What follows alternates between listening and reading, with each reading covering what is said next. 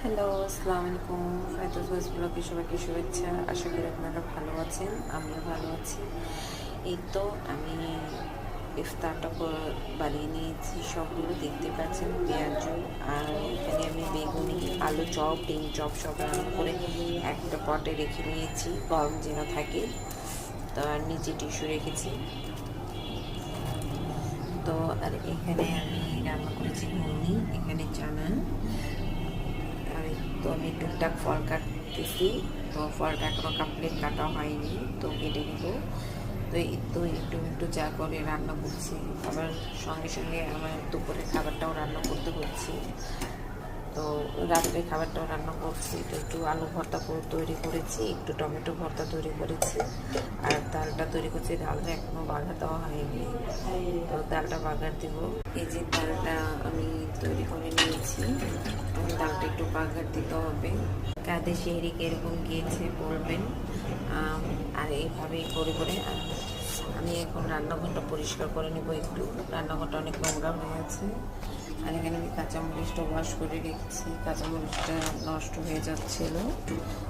কিছু ফ্রোজিং করে রেখেছিলাম আর কিছুটা বাকি রেখে দিয়েছিলাম এভাবে। তো এখন আমি এটাকে একটু ধুয়ে নিয়েছি সুন্দর করে। ধুয়ে এখানে আমি মানে রান্না করছি, আর আমার ছোটো বাবুটা খুব কান্নাকাটি করছে। তো খুব তাড়াতাড়ি রান্না করে ওর দাদুর কাছে ওকে দিয়ে আসছি। বলছি 2 মিনিট রাখেন, আমি আসতেছি। একটু যা কিছু করার করে নিয়েছি। ফার্স্ট এখন কিচেনটা পরিষ্কার করে নিই। আমার বাবুটা খুব রান্না করছে। এখন শরবতটা তৈরি করে নিব। কে কোন শরবতটা খেতে পছন্দ করেন? আমার কিন্তু বাসায় রবজা খেতে খুব, লেবু শরবতটাও খেতে পছন্দ করে। আমি এখন রবজা তৈরি করে নেব। যে আমি রবজা নিয়ে নিয়েছি সুন্দর করে। এখন রবজাটা আমি দিয়ে দেবো পাতিলে। আর ঠান্ডা পানি আমি খাবো না, কারণ আমাদের সবাই ঠান্ডা লেগে আছে, তাই আমি ঠান্ডা পানি ছাড়াই এখন চিনিটা গুলিয়ে নেব। নিয়ে আমি চিনি একটু রবজা দিয়ে এখন এটাকে মিক্স করে নেব সুন্দর করে।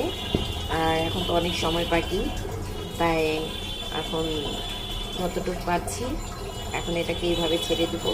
আর আমার ছোটো বাবুটার কাছে এখন যেতে হবে, আমার খুব কান্নাকাটি করছে। তো আল্লাহ হাফিজ, সবাই সুস্থ থাকবেন আর আমাদের জন্য দোয়া করবেন, আমরাও যেন সুস্থ থাকি। আল্লাহ হাফিজ।